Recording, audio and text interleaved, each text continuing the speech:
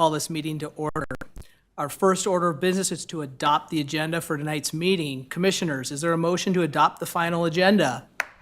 I'll make a motion to adopt the agenda. Thank you. Do I have a second? I second that motion. Thank you. All those in favor? Aye. Any opposed? Thank you. Motion carries. Do we need to approve the minutes from last time? For this evening, our last meeting minutes will be at your following meeting on July 5th for approval. Thank you, Isaac. So let's just jump right into discussion items. Our first discussion item on our agenda tonight is item 3.1, a request for a variance from a property's impervious surface maximum requirement in the R1 district for the property located at 2503 Woods Drive. This item does include a public hearing. Before opening the public hearing, I will now turn it over to Planner Isaac Peterson for the staff presentation. Certainly. Thank you, Mr. Chair, members of the commission. As the chair noted, tonight we have a variance request for your consideration. The request is to exceed a property's maximum hardcover limit at 2503 Woods Drive, which is in the R1 zoning district over here. You can see where the property is kind of highlighted from a high level. The applicants are with us this evening. Jody and Joe and their children join us, who are the property owners. Again, the property is in the R1 low-density residential zoning district, or the Wasserman Lake Woods PUD, which incorporates a lot of those R1 district regulations. So the applicant is proposing to construct an underground swimming pool, and with the construction of the underground swimming pool, the property would then be above its maximum impervious surface limit by about 2.5%. So just a little code background for the commission. So within the R1 zoning district, in the PUD that was approved for the subject property's neighborhood, the maximum limit for hardcover or impervious coverage is 35% of the total lot area. When we look at various items or structures that are constructed on a property and how we review hardcover on a property, when say a building permit comes in, we verify that it falls within that impervious coverage definition. A swimming pool is considered a structure by our code. And then when we look at the impervious surface lot coverage definition, it does include all areas occupied by buildings, accessory structures like pools that are greater than 200 square feet, parking areas, paved, concrete, asphalt, and the lot. Some members of this commission may recall in 2020, when the city underwent our shoreland ordinance update, leading up to that point, the actual surface area of pools was not contemplated as a hardcover or impervious surface up until 2020. And that was a result of the DNR's shoreland regulations that the city incorporated within our code.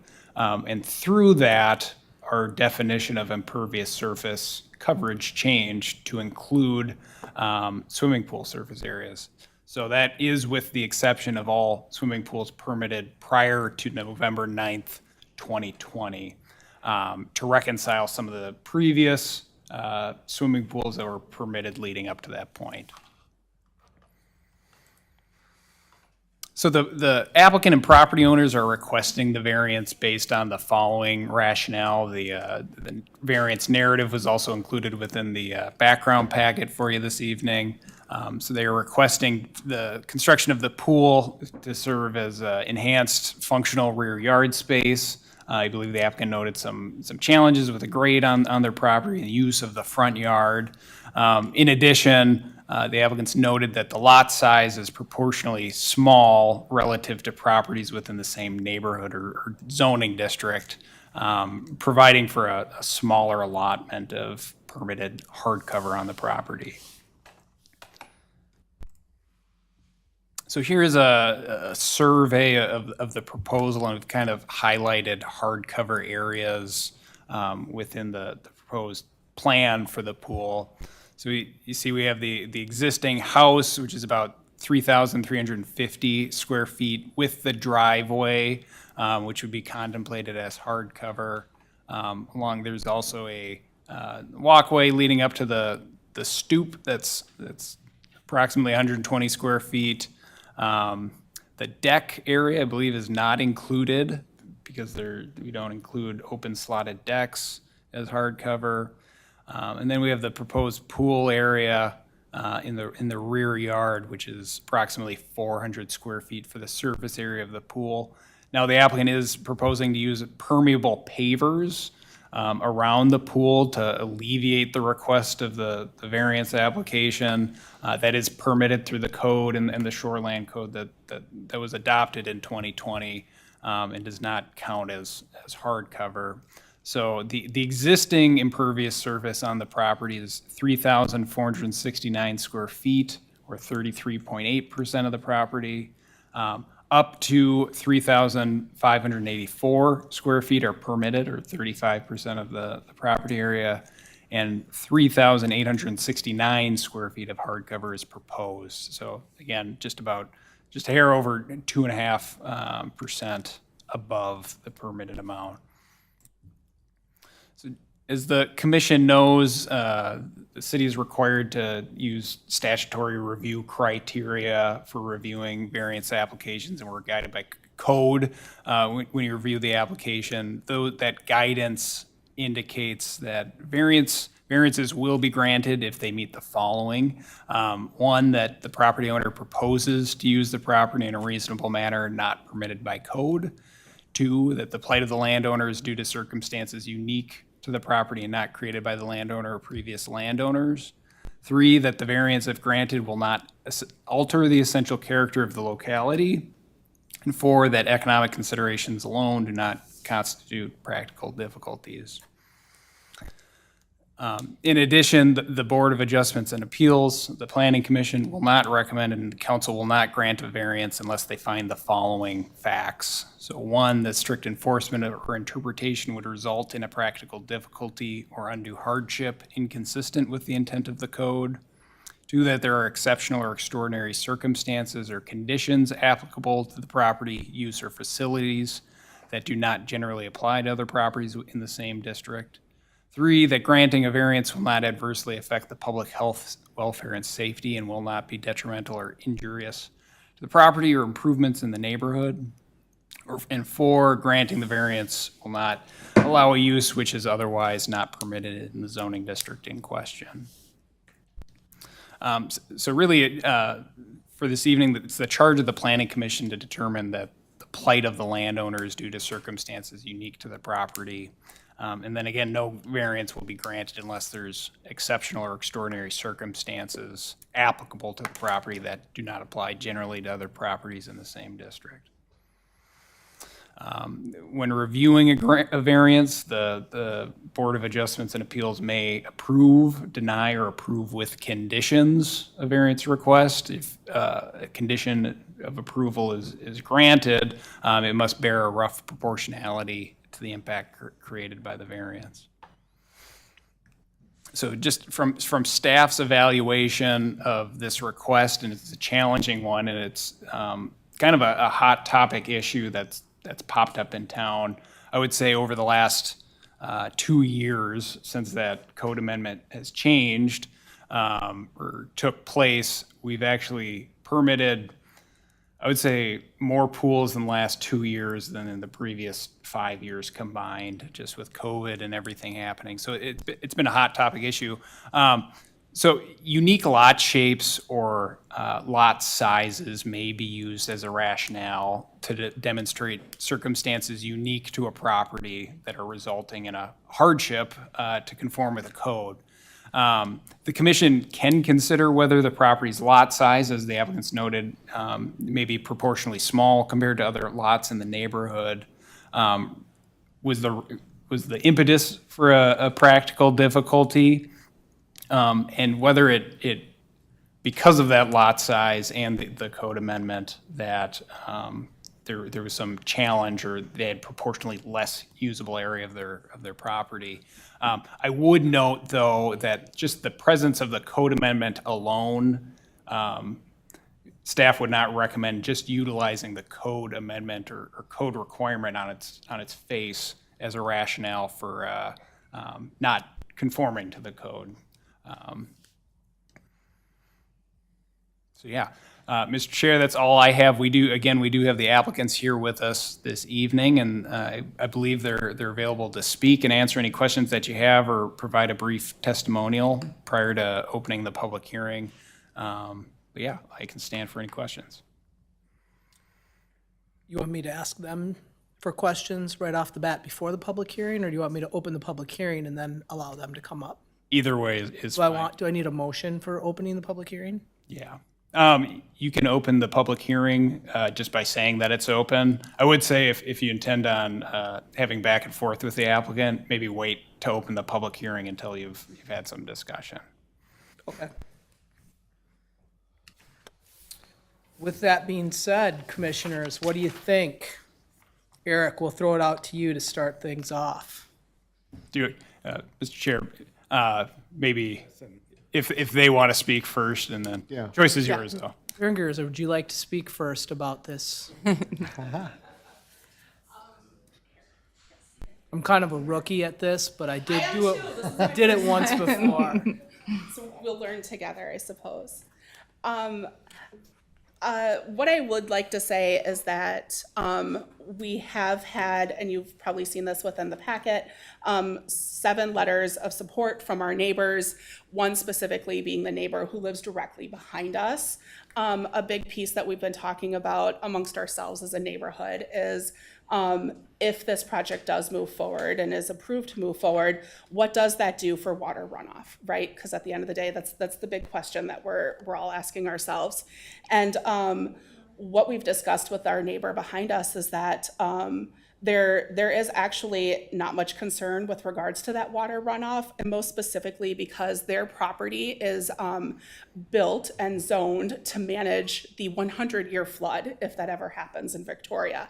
So the amount of runoff that the property directly behind us is able to manage, right? The feeling is that an extra 2.5-ish% that property would be able to manage that runoff as it sits today.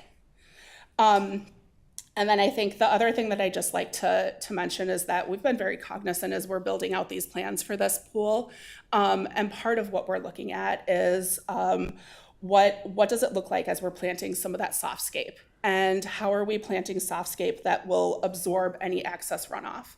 And so that's a big piece that we've also been having dialogue with our landscaper on. And at the end of the day, the intent is, or the vision is, to have almost this English garden type of experience. So knowing that we're going to continue year over year to build upon that softscape as time goes on is something that I just wanted to make sure that you knew as well, because that was not included in the packet. I think that's it, but if there's any questions that you have, I'm happy to field them. Well, yeah, just in terms of size, how much is this 2.5%? Like, how many square feet is that? Commissioner Ream, Chair, members of the commission, I believe it's about 250 square feet of difference. Can you show the lot in relation to the other lots again? Because obviously this lot is smaller. The lot behind is very large. The lot next door is also very large. This one shows nothing on the lot next door. It's just an older photo. There is a home that has been built there more recently. So the one on the one you talk about, the 100-year flood, is the one. The large lot that's behind us, yes. Yeah. Behind and to the right. You do seem to have, if not the smallest lot, one of these smaller lots. Yeah. In the neighborhood. Is that... Commissioner Schwarting, Chair, members of the commission. So I believe there wasn't actually a minimum lot size established with the Wasserman Lake Woods subdivision, for the subdivision itself. From what I've looked at, the smallest size is about 10,000 square feet. the property that we're looking at right now is about 10,200 square feet. So in that same range. My only question would be, did you consider a smaller pool or a smaller landscape structure? We have considered a smaller pool. Quite frankly, our biggest challenge is the supply chain. Because of the neighborhood, what are those called, Bauer? Covenants that we have in place, we're unable to do a above ground pool, which would have provided us significant flexibility. Also, because of the type of lot that we have, we're unable to pour a cement pool, which also would have provided significant flexibility in what we'd be able to purchase. So we're strapped to the fact that we would have to purchase a fiberglass prefabricated pool that they then bring in fully built and crane over your home, again, because of the type of lot that we have and the typography of it. And so it's for those reasons that we're pretty tied and limited to the size and type of pool that we're allowed to purchase. Is it because of the side, they can't get into construct because of tight side yards? Is that, you say that? No, it's because of the steepness of the back of the yard. So you can't necessarily see it here, but our yard is, there's a small walkway out and then it's fairly steep going down into the back of the neighbor's yard. Are you you're not raising your backyard? I actually drove by your house. Oh, did you? There's, And I saw that, yes, you have a very steep backyard down to basically a hole. I mean, it seems like a hole because the neighbor on the other side, goes in. That's why I was curious if you are raising that with retaining walls or doing anything to bring yes. that pool deck up. Yes, correct. So if you have the visual of, thank you. So you can see where the pool is plotted is the orange. And then just beyond the pool is that kind of reddish orange colored wall. That is a proposed retaining wall. Is there a fence going around also, or Of course, yes, yes. The fence would be that the along black the line? property line. all on? Okay. Yes. Is the image in 3.1, is that just a depiction, not really what you're gonna do? Because that has a lot of stamped concrete around it, I'm assuming. Go one more. It was in the packet, right? It was in the packet. I'm just trying to see if that was just to show the shape of the pool or what that image really meant. I don't know if you have it I there, don't believe I have it in the slide. but it shows like the stamped concrete. It's Oh. a different, That is just an image of the actual pool itself. So Okay. that is the shape and the size of the actual pool. so when you say English garden, you're gonna drop that in and then have grass around it with like maybe stepping stones, or is that what you're thinking? Or So what's there- or pervious pavers? Yes, so Okay. permeable pavers will be around the actual structure of the pool. And then beyond that, all of the softscape is really intended to be, right, like floral shrubs, trees, ensuring that there's a lot of softscape. So with the drop-in pool, you don't have to have like the 3 foot surrounding the pool of some kind of concrete or pavers, or you're just doing pavers from the edges out? Correct, correct. And if you got the next smaller prefab pool, how much smaller would it be? That I don't have an answer to. This, I assume they only come in certain sizes. They do, correct. it's, and the pool is 400 square foot now? Is that what the plan is? Yes. Sorry. When we've looked at smaller options in the prefab, the biggest challenge that we came up against is that we have 2 younger kids. This pool style allows there to be a waiting area, whereas the larger styles tend to be, right, like immediately 4 feet deep and then deeper. True. And this is where we really wanted to have a space for the children to play and feel that they would be safe.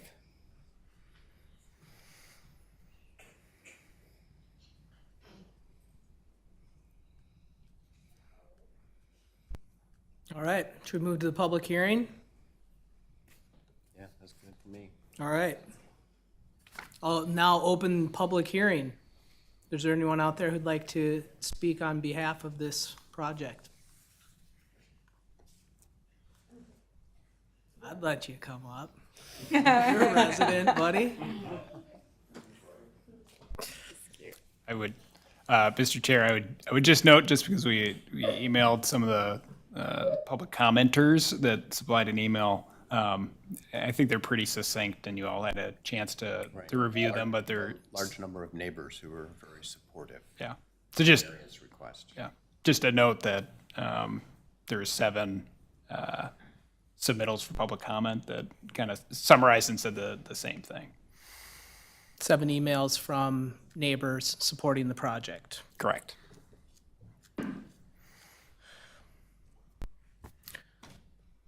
What do you think, Commissioner Schwarting? Well, we need to close the public hearing. You want to close the public hearing? Do I need a motion? Move that we close the public hearing. I'll second. Thank you. All in favor? Aye. Aye. What do I think? I think that the applicant, again, has support of their neighbors. I think the small lot and the challenging topography of the lot, and it seems like they're doing everything they can to get closer to the goal of the impervious surface. So, based on the lot and the support of neighbors, I would be inclined to support this variance request. I assume that the HOA covenants allow for in-ground pools. I guess that wasn't included in the packet. I don't know if you've reviewed those or if there is any covenants with the HOA or not.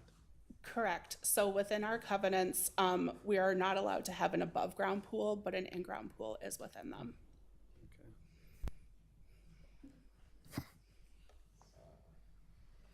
I think that we have a pool in our backyard, and we were fortunate and put it in before 2020, I suppose. But I think that is a hardship for a lot of people in a lot of lots, because I think where you have really strict pervious numbers, and some neighborhoods don't have, they have greater flexibility.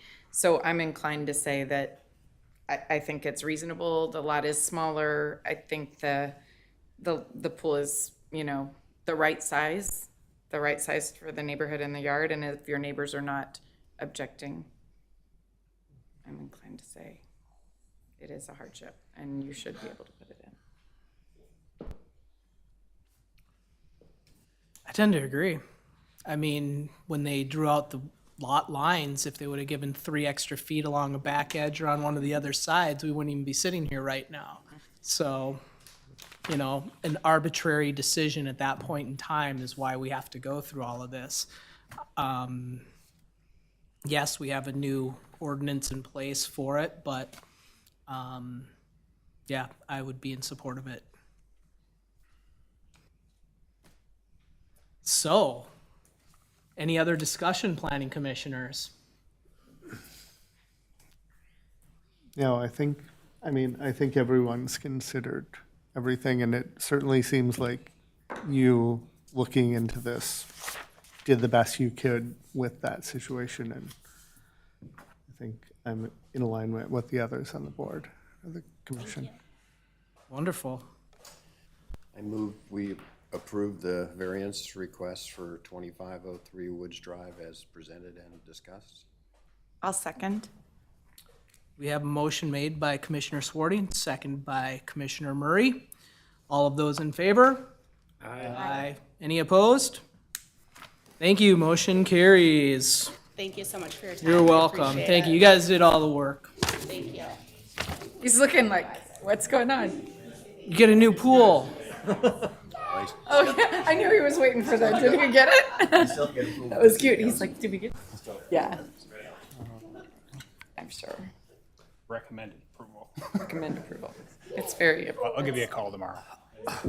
All right, we ready for our second item? yes. Item 3.2, sketch plat review of the Gannon property mixed-use development by Monarch Development. Our next item on the agenda is a sketch plat review for the Gannon property mixed-use development. I'll now turn it over to planner Isaac Peterson for a staff presentation. Thank you, Chair, members of the commission. Tonight, we have a sketch plat for you to review, and it's regarding pair of properties downtown, very close to where we're sitting today, just across the street off Steiger Lake. So a little background for the commission. Over the last several months, the applicant, Monarch Development, and the development team join us here this evening, approached the city requesting to do a project or a potential mixed-use project downtown, including the Gannon property and the city's existing public parking lot that stands behind Vic's and the Victoria House. So to facilitate that, the council reviewed a request to enter into a preliminary development agreement with Monarch Development Partners, LLC, to kind of facilitate the discussions and develop a concept plan for the potential development, and that was approved on March 14th of this year.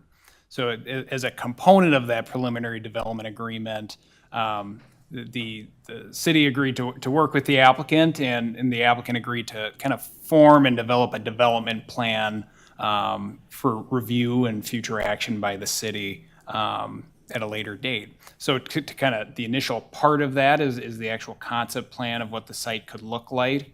The second part of that would be the financial plan for how to facilitate the development. So we're just kicking that off here this evening with a concept plan submittal or sketch plat submittal for the development itself.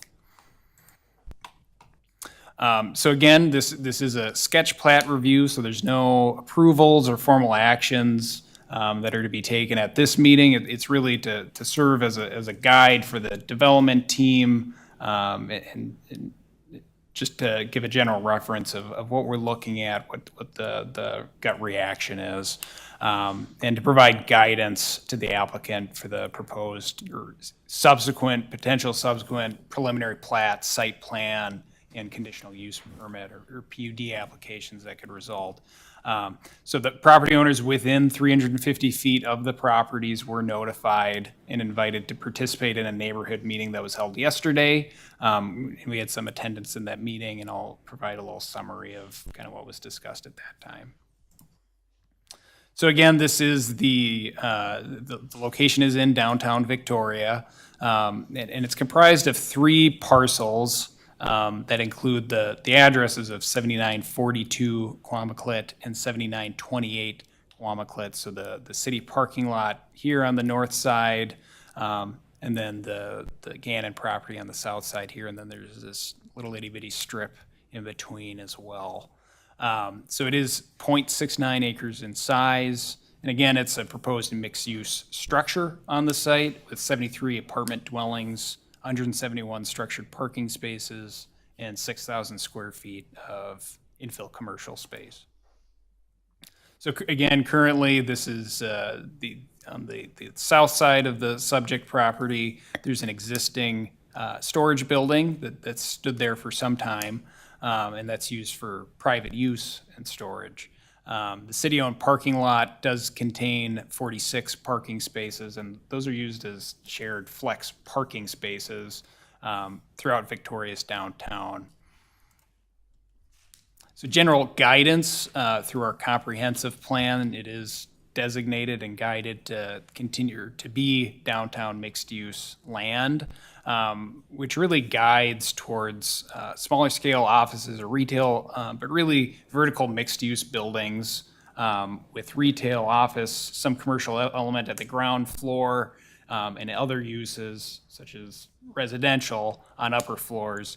As we go through here, staff believes that this proposed plan does kind of meet that guidance laid out in the comp plan. So the current zoning of the subject property is CBD, Central Business District. Within the Central Business District, residential uses do necessitate consideration via a conditional use permit, so they're approved by conditional use. The ground level commercial aspect of the site is permitted by right within the Central Business District for most light commercial service uses. There's a few wrinkles within our code, but in general, it's permitted by right. And then through this is for the project to advance, there may be consideration that the Planning Commission and Council could take to consider it as a planned unit development or a PUD in the future. So with respect to lots and plats, so the sketch plat and concept plan does propose to combine the 3 parcels on the property into one property to facilitate the development.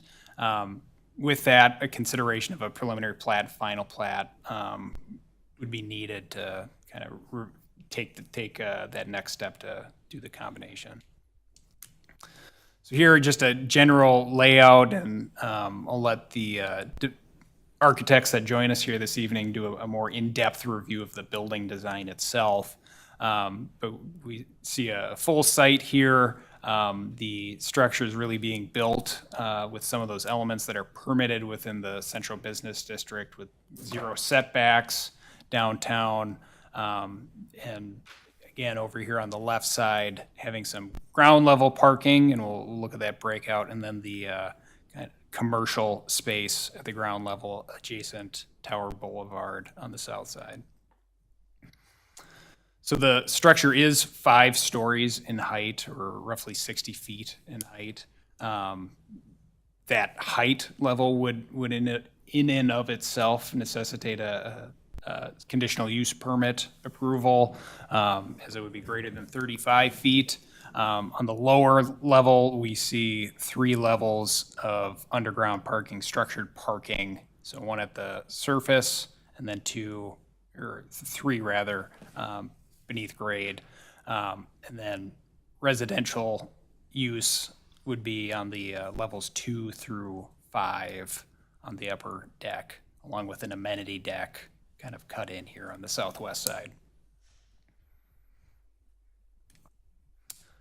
So again, that commercial space would be situated next to Tower Boulevard right here. The commercial space has not been proposed, or who the infill, what the use would look like, or how that would play out over time.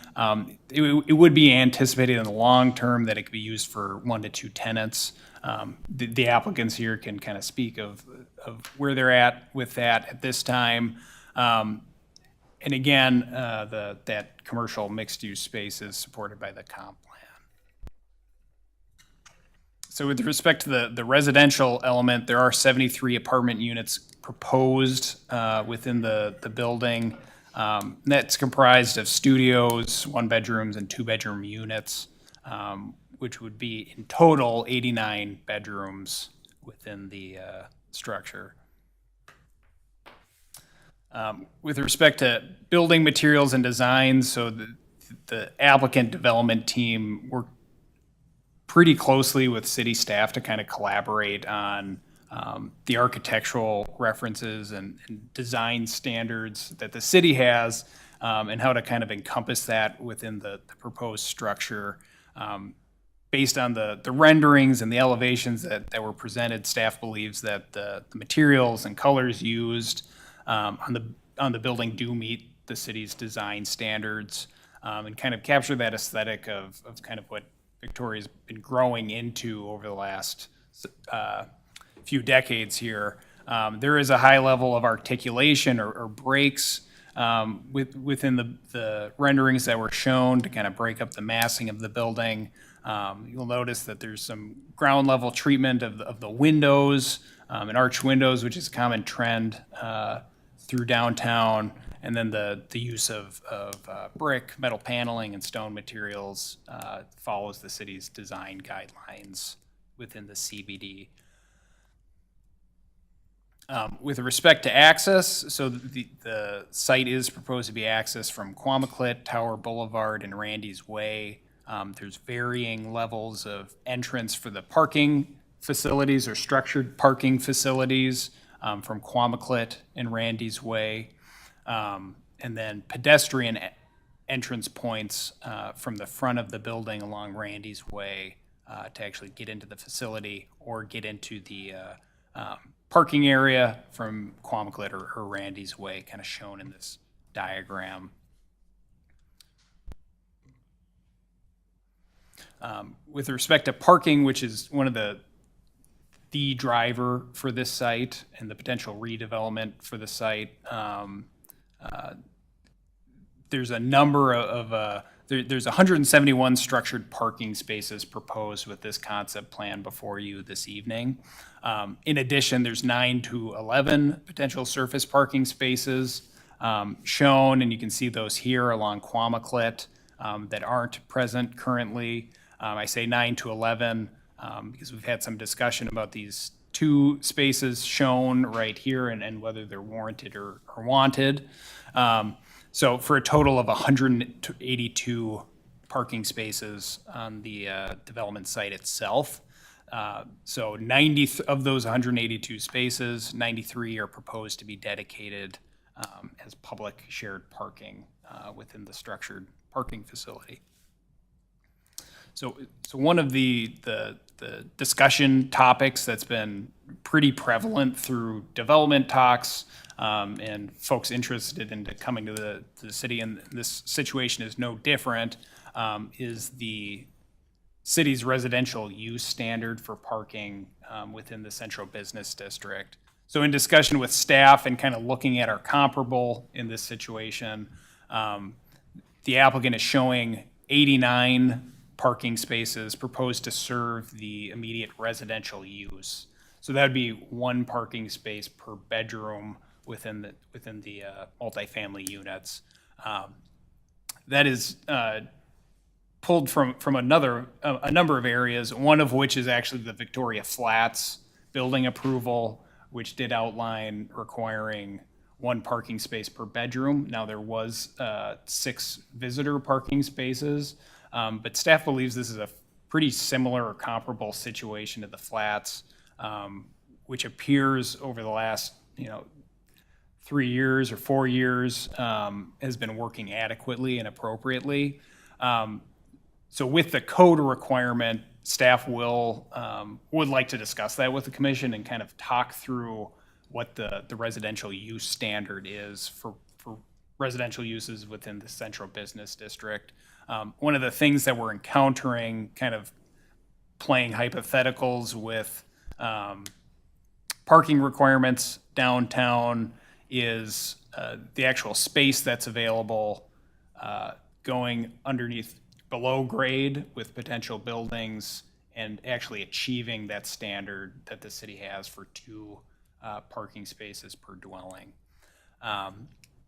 With respect to the commercial use space and the actual parking that would be necessitated from that space, because the land use of the commercial area has not been identified yet, the city's guidance doesn't outline X amount of parking per space. That's something that staff would recommend discussing.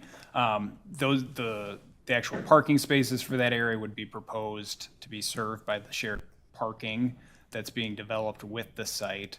But future consideration would be needed to determine what uses would be appropriate within that commercial space, and to give the applicant and development team guidance on what to look for in terms of infill tenants and use of the space in general. So again, there was a neighborhood meeting yesterday at 4:30. Some of the comments from the neighborhood meeting that were received did discuss the parking requirement and needs, kind of vetting out, evaluating what the need for that commercial space would be, and the potential impact to the public spaces are proposed to ensure that there isn't a parking problem being thrown on with a parking solution, right, for expanding the space. There was generally favorable feedback of the design, aesthetic, and layout of the building, and then just comment to ensure that pedestrian access and ease of use of the public parking kind of wayfinding is appropriate for the site itself.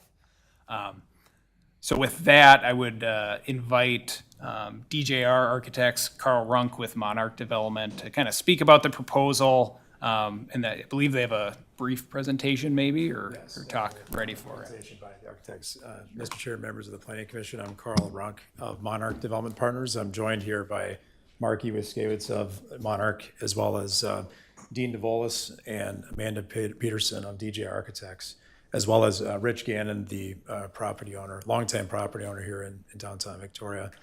As Isaac said, we've worked in close collaboration for the last few months with staff, and we believe this aligns really well with the strategic plan for downtown Victoria, long-term and short-term. And we believe it, as you've seen, it doubles the amount of public parking that's needed here in downtown, with demands on parking for all the businesses and visitors. Expands quality housing choices and an in-demand location that's walkable like this. And thirdly, we think it achieves a aesthetic that's uniquely Victoria, that will look like it's always been here is our goal with the design that you'll hear from DJR. With that, I'll turn it over to them.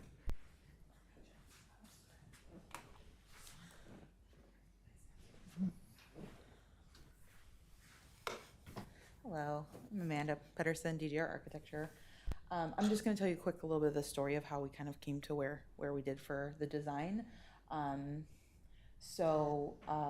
As Carl mentioned, I've visited your city a lot and taken pictures and been inspired by the unique kind of character that we've seen that I've seen when I've been here. Just kind of broad context of the overall kind of area, zooming into your downtown area, the site located kind of right in the heart of the downtown district, as Isaac mentioned, zoned for future downtown mixed use. And this is just some images of what's currently there. Right now it's just, it's a building, it's a nice building, but it's not maybe the highest best use for the site. So here's some pictures of buildings around town that we thought were really building on the character of Victoria. In particular, this building with a noble lion in it has a really great aesthetic, and it's a really nice color palette, some beautiful detailing. And then here's some inspirational images that are DGR projects that we've worked on, establishing a little bit of this character that we saw of a base, middle, top, and a classic architecture with a slightly contemporary edge. And then this building, because of its location and its unique uses, the venture of it being both a parking garage, a potential place to house some classic cars, and has a lot of access points. We were thinking about what historic buildings might have that uniquely as a part of them, and so we were looking at carriage houses and firehouses, and how they build in some of these really nice details to make sure that those elements, instead of being an afterthought, are actually integrated into the design. And then we also had a few ideas of how you would approach the building. Would it step back to invite the community in, have a nice grand entry, and some detailing on the interior of some stairs to invite people into the residential amenities. And then the last piece is how do we make sure that if there's quite a bit of parking on site, that it doesn't just be a blank wall that isn't inviting and kind of looms over you. So how do you create articulation along the parking and screen things and allow views in and out? So here's some kind of precedent images of screening elements. So the site plan, one of the things that we noticed when we started laying out our building is how this building would really kind of help to further define this kind of square that you have in your downtown area, where all the buildings are facing into this area. And then our main corner, which you saw the image of already, would be at the southwest corner, really kind of helping to continue to define this really nice walkable, pedestrian, and vibrant downtown area. A few site sections of the existing condition, quite a significant drop in grade as you get towards the lake, and how the building would fit into that, with a slightly higher than the flats, but not a significantly larger building than the Victoria Flats, and the 3 levels of parking below. And then from the other direction, you can see how it fits in context, kind of defining this edge. This is that downtown square that I noted on the site plan. And then these are our parking levels. You can see this is the below grade levels, P1, which is access off of Quamaclet. P2, which you actually access off of Randy's Way, so you go down this ramp to access this, and then another kind of internal ramp that gets you down to the lowest P3 level. And then the first floor and the upper levels, as Isaac had mentioned, we have approximately 6,000 square feet of commercial along Tower Boulevard. This nice kind of grand entry element that steps back creating a front porch that welcomes the community and residents and into the space, and then some parking at the rear. I won't go through the parking counts again since we already discussed those. And these are the upper unit levels. At the 5th floor, we do step back slightly so that top unit could have a really nice view of the lake. So yeah, this is where we arrived as far as our concept. We wanted to integrate masonry. We wanted to integrate some of the detailing that we saw at the Noble Lion and the color palette that's already been established. And so the goal is to build on and then enhance the kind of current character of the downtown Victoria area. You can see this is the parking garage beyond, and it has a rhythm of the screening elements. This is the amenity deck that is, so the building steps back and has a significant amount of articulation. And then here, it's a little, maybe on your screen, it's a little more, but this is that entry that kind of it steps back and creates this kind of public zone of the front porch entry. The elevations kind of further show, so you can see that entry point that I was just talking about, how the arched windows kind of go around the corner on either side, and then how we pick up the articulation of the parking and screening along. In our rendering, you might see a garage door proposed, but we, after further discussion of this, wanting the parking to feel as accessible as possible, since it is a little bit of a change for Victoria residents to think of parking in structured parking rather than lots, we removed the doors. And then the screening elements also allow you to see in, so you understand that the parking is occurring there, but it still has this nice articulation along the building. So when you're walking along it as a pedestrian, it still feels as a pleasant pedestrian experience. And these are the other two sides where you can see various other access points, the other pedestrian access, and then a few axon views, so you can kind of understand how all 4 sides are being treated in the massing and how it kind of fits into the downtown context. And finally, as Isaac discussed, our material palette, which is a mix of brick, a custom color lap siding, metal panel, and some black metal accents, and a stone base. And then this is the parking diagram that shows what's existing, the access points, and how the new project actually has very similar access points as well as pedestrian access points on either side, so that depending on where people are going, it's convenient for them to get in and out. And some views of all the wayfinding that we would be providing so people could find their way into the site. And that's what I have to say. Thank you so much.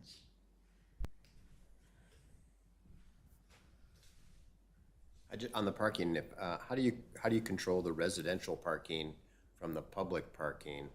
Do residents, are they given like a key fob or something that only they can access that parking? What assures me that my parking spot isn't taken up by car night and people just flock it into the building, right? Mr. Chair, members of the Planning Commission, on that question, we're proposing that residents park at the lowest level or levels that it's secured, because residents want to feel separate and secure and not have public parkers intermixed with them with assigned numbers on the floor.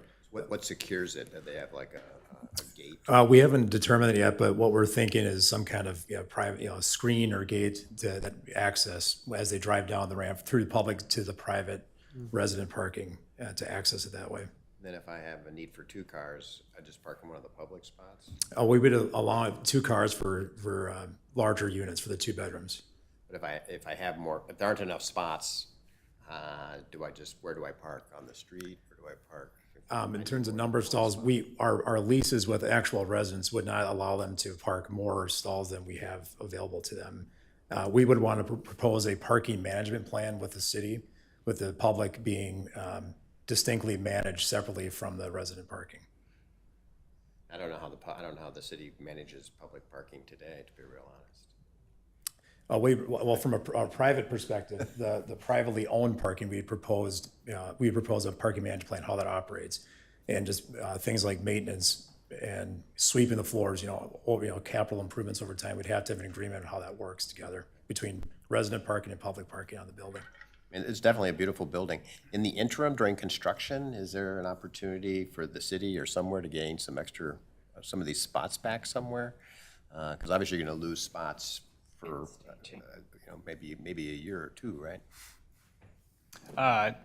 Commissioner Shorting, Chair, members of the commission, I believe that there could be opportunity, depending on timing, of course, with perhaps more public parking spaces in alternative areas like downtown West coming up online. I do know, however, that the applicant has been working pretty diligently with the VVOA to kind of discuss the dynamics of how do we look at the Victoria or the car show, classic car night, and kind of work through some of those intermediate construction headaches and make sure that we're hitting the mark.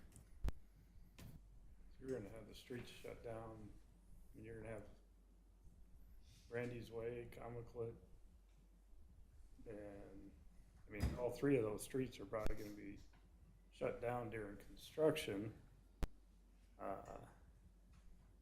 My concern is how deep are you going? And I'm sure engineering has looked at what utilities are down and underneath there. As we develop the plans, this is at a concept level. We propose coming to you with a staging plan and how would it actually be built with the construction company and at what time of the year would we need access? And then what utilities are underneath and so forth at that point. We meant to come to you tonight with a concept for your feedback. Can I ask, just in terms of thinking ahead, are you considering EV charging infrastructure being brought in to this kind of? Absolutely. There's some residents do demand that now. And it'll increasingly be asked for, as well as on the public parking side. We've seen public ramps like this in other downtowns, such as Stillwater and Wayzata and so forth, that do have EV chargers or a certain amount. We would propose doing that here as well. Okay, thanks. Well, it's a beautiful building. I think it would really be a big enhancement to Victoria. Obviously, we're right here by the bike trail, so I think it could be the residents would want a bike. Maybe they wouldn't need 2 cars, maybe they wouldn't even need 1. But bike storage and stuff, is that something that's? Yeah, there's a Was section. it in there? On level 1, we have a Got it. bike room that we're Okay. proposing for the residents. Cool. In that corner. And it can go in any of the unused corners in the, wherever it makes sense, once we figure out the exact ratio of public to private to who accesses where. But there is space and accommodation for that.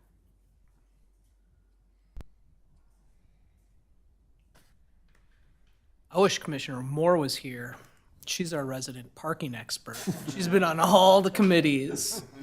I feel like we're talking this over with one hand tied behind our back. Well, I think one of the questions I would have is you have 6,000 square foot of commercial. Do you have any idea, like at this point, what you're targeting? Because I know typically you're not going to put the commercial in without having some idea. Because I'm thinking restaurant is very popular here, obviously, but that's going to need a higher parking ratio.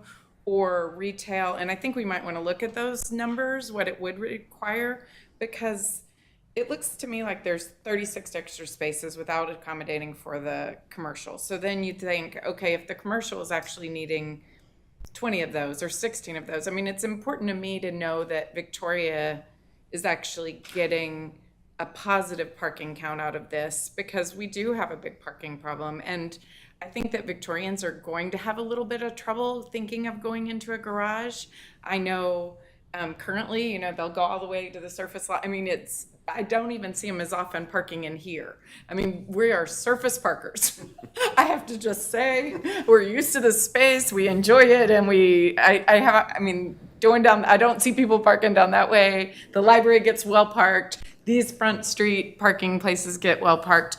But I mean, we know how people are. And if I'm a couple in a 1-bedroom, which because these are going to be space A, they're going to be expensive, that could very well happen. And we do have 2 cars because you can't live in Victoria without a car. They're going to park in that first level at their extra car, regardless if you say 2 cars, you have to, only 2 bedrooms get 2 spaces. It won't be a dedicated space then for their next car, but they are absolutely going to park in there. Because if we say, oh, you can only park for 8 hours at a time, well, they'll park it overnight, move it to the next park. People are creative. They'll get around that. So I think that we're going to have to really think about how do we differentiate. And I know having the levels is a great benefit for the residents, but then how does that really become public parking? Because it very easily could be second car parking. Right. It's just human nature to do that. Yeah. Because everybody has to have a car to live here. We don't have public transport. We barely have a taxi cab. Right. I think we need to come back with a parking management plan as to like how will this actually work. This isn't the first building like this in a downtown like Victoria in Minnesota, so we could point to some examples of how this is managed between residents and public, and would like to generate that with the help of staff, frankly, of how we do this in the city. Now, the commercial space, Rich Gannon here, I don't know if you want to speak about it, but our proposal is that this 6,000 square feet, he has the building today, and that he's going to own that upon completion, that space, not us. We're going to own the apartments and the apartment parking. But in terms of use, I can't speak of Rich, but he is going to be occupying space there. And as far as the future, we don't know that right now. So currently, when you say Mr. Gannon's going to be occupying space, maybe just speak to that. That'd be wonderful. Yeah, so, good evening, everyone. I would simply tell you that I wouldn't be involved in the project if I didn't have a space to stay. So I've been there for a long time. So part of the arrangement that I've talked about with Carl is that I would stay in some capacity. So it would be still storage in the 6,000 square foot? So there's 6,000, and I'm certainly going to take at least 3,000 of it for myself, for my old cars. And so the other thing to keep in mind is I don't need parking for me. Yeah, for your side. So it's 3,000 really commercial Really, space. and quite frankly, if you took 4 spaces per 1,000, it'd be 24 spaces for a 6,000. I think that's the minimum. If I'm taking 3,000 of it, I'm not taking any spots. And if there was 9 or 10 spots, I think we'd be in pretty good shape. And if I do lease the space, which I haven't decided yet, it won't be for food and beverage, a restaurant type thing. I just don't want to have it. Well, you won't be able to hood it out if you don't Well, plan I that just in don't- I just advance. don't want You're the going to have to really I- know that going Yeah. in. I just don't want the aggravation. I may use all of it, but again, I have a very valuable collection of cars and memorabilia, and so for me to go somewhere else was not something that I wanted to do. I've been a part of Victoria for a long time. I've worked with the city on a number of different. I used to own half of that parking space next door. I worked with the city to create part of the street to the south of my building as well, between the grocery store. So I mean, the other thing I would share with you is there's about 4 different developers that came to visit with us, and without question, Carl and his team have been outstanding, just from day one, just in terms of having a relationship and working with someone who listens. I think a person of great character and integrity, which is important to me. And so I've been very supportive of what they've done and the amount of work that they put in. But I think it really could be a good fit from a standpoint that I'm going to stay. And so, again, I don't need parking, which I think is going to help alleviate some of the issues. The other thing I would throw out is I hear your concerns about downtown. I come downtown quite often, and we try to go to dinner and do different things. Covered parking, I think, could be a real asset to the city. I mean, you get into December, January, February, I'm a car guy. If I can park my car out of the weather and out of the elements and walk across the street, I think I think people really like that. So nobody wants to park 3 or 4 blocks away from the restaurants, but if you can park right there and walk to everything, I think that would be a really nice addition to what we have now. So if anybody has any other questions, I'm happy to answer it. But How much, do you mind, how much square footage is in your current storage Just building? around 6,000. So it's about the same, so is. likely could be used the same way, just, okay, that makes My sense. wife would like me to use it in a little, take a little less and get rid of some of my toys. but I don't know. That's between you and your wife. We don't want to get involved in that one. On the conversation, I will tell you though. Yeah, we don't want. Thank you. I just had one other question. Your unit breakdown references alcove. Can you speak to that? Alcove is basically like a studio, but it has a interior kind of sectioned off bedroom. So typically it's still one person living there. It's just Like a split wall or something? yeah. Sometimes you do. Sometimes people will do the lower wall or use like a barn door. Okay. It's just a way to have a little bit of private space instead of like a studio, which some people prefer the open public, and then some people prefer to have a little nook. You know. So I thought it was a smaller space, but I just wanted to make sure because it wasn't really clear. Thanks. absolutely. This is more for you. I see us as gaining 46 different parking spots through this development. Just with my fuzzy math of 182 spots, 93 are dedicated. We have 46 now, we're losing 46. So I was trying to write that all down. But I also agree with Mr. Gannon. I think that covered parking is something that is desirable and something that may be a real benefit.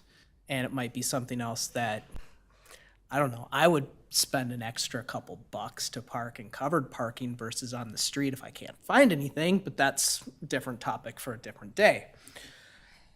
My only concern, honestly, with it at this stage in the game, and I know we're very early, would be traffic flow. I mean, Randy's Way is basically a driveway, and then you've got this street here, which is sort of a one-way and gets cut off and sends folks up Quammel Clit. And I would just be concerned with the traffic infrastructure and how people are getting in and getting out. You're basically adding 90 new, well, you have 90 new cars coming into this particular spot.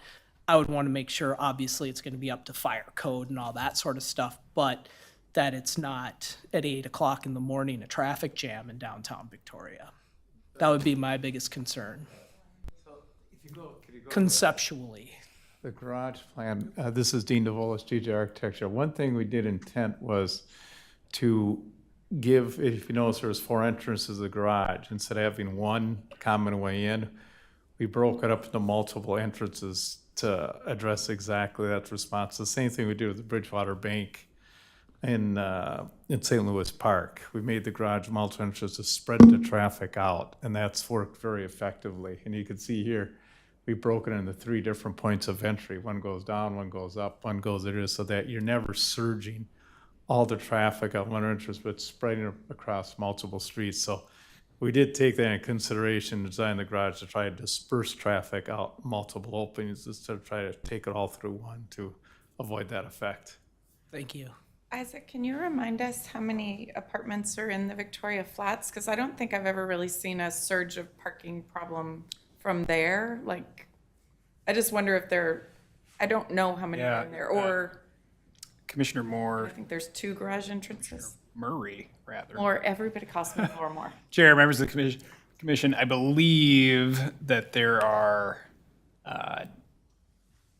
90 to 100. There are larger units in the flats than what is proposed with this building. So the unit, it's a bigger building for sure across the street.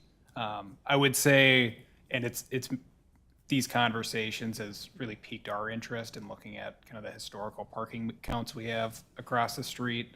But just from sitting here and looking out the window sometimes all day, there doesn't appear to be a problem. Actually, one of the big discussion points that we had was the utilization of parking along Quammaclit. And we believe that a lot of residents that use it as kind of interim parking instead of going into the structured parking, which turned into a conversation about providing these spaces adjacent to the building, also on Quammaclit, to really have that kind of public space and kind of parking pad for folks that isn't structured parking, just to kind of pull off the bottleneck and alleviate the actual structured area. Seems like with this building, a lot of people, there's an auxiliary entrance on that side where that parking is, so people run up and down those stairs because it's probably easier than waiting for the elevator, I would assume, not living there. Right. So that's probably kind of that. I just wondered if they were similar. I haven't ever seen, and I've been down here at 8 o'clock and at 5 o'clock, I haven't really seen a parking issue come from that building, so that's why I was just wondering if they were comparative. Historically, when we've done travel demand management plans for other similar sized buildings, you'd be surprised, everyone has a slightly different schedule. It's not like every single person leaves at exactly 8 o'clock for their workday, and every single person comes home at 5. So usually, actually, multifamily doesn't create, like you've observed, it doesn't create a huge impact on traffic. Well, I would imagine there'd be quite a few work from home people here because of being further out, not wanting to drive further, and just the type of building that it'll be will be more of a professional person, I would imagine, with type A. Or a retiree. That doesn't want to mow the lawn.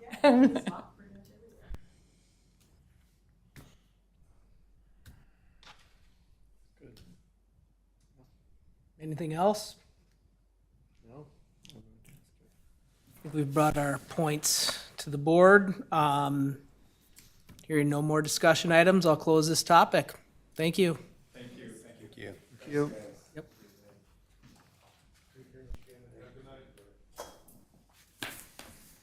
All right, moving on to the miscellaneous section of our agenda for this evening.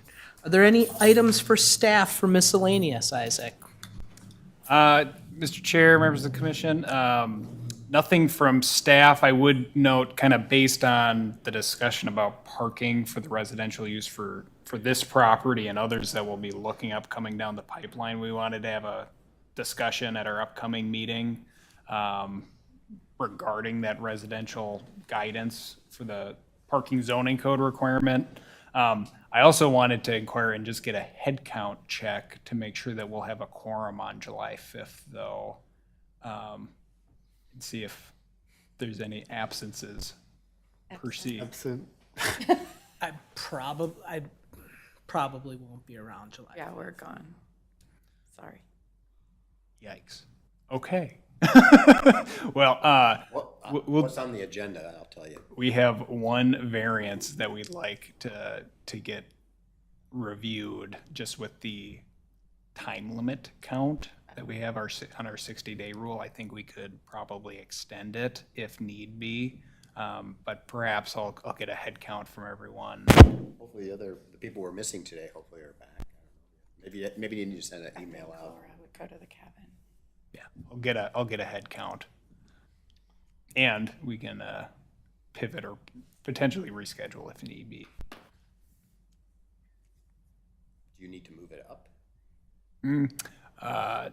Chair, members of the commission, I think if anything, we may ask to bump it a week if possible, but we'll do some digging and see what could shake out with the timing. So that's all from staff. Oh, thank you, You Isaac. have a new director. We do, and I can't believe I haven't announced that. That I met at the Correct. the volunteer dinner, Yeah, but I can't remember her name. pleasure to announce that Jen Brewington was hired and has been on board with the city for the last couple of weeks here, filling in Marty's role as the Community and Economic Development Director for the city. So Jen joined us about 2.5 weeks ago. I will continue to be the staff liaison for the Planning Commission. And we'll kind of explore from there on city council and commission. And but yeah, it should be pretty consistent, and we're excited to have Jen on board. She joins us from Shakopee, where she did a lot of work in economic development and growth.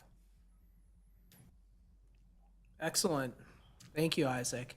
Commissioners, do you guys have anything you'd like to bring up? Do we have a council review or anything? Oh, Laura, Maybe next time. next. I could probably give a brief one. I believe they did talk about the Volksfest sign, and they did approve a back-to-back permitting for the Volksfest sign over the right-of-way.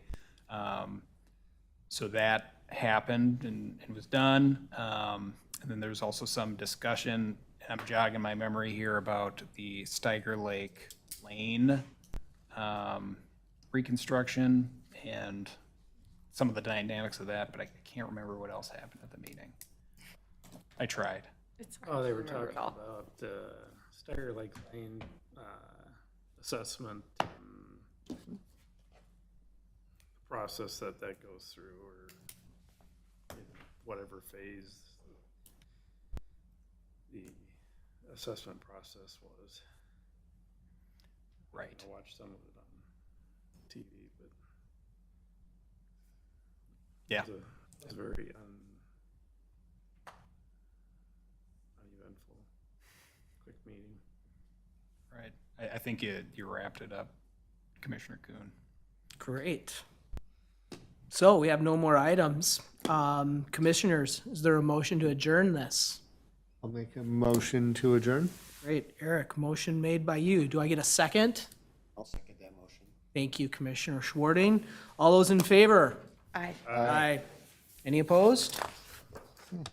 Thank you. We are adjourned.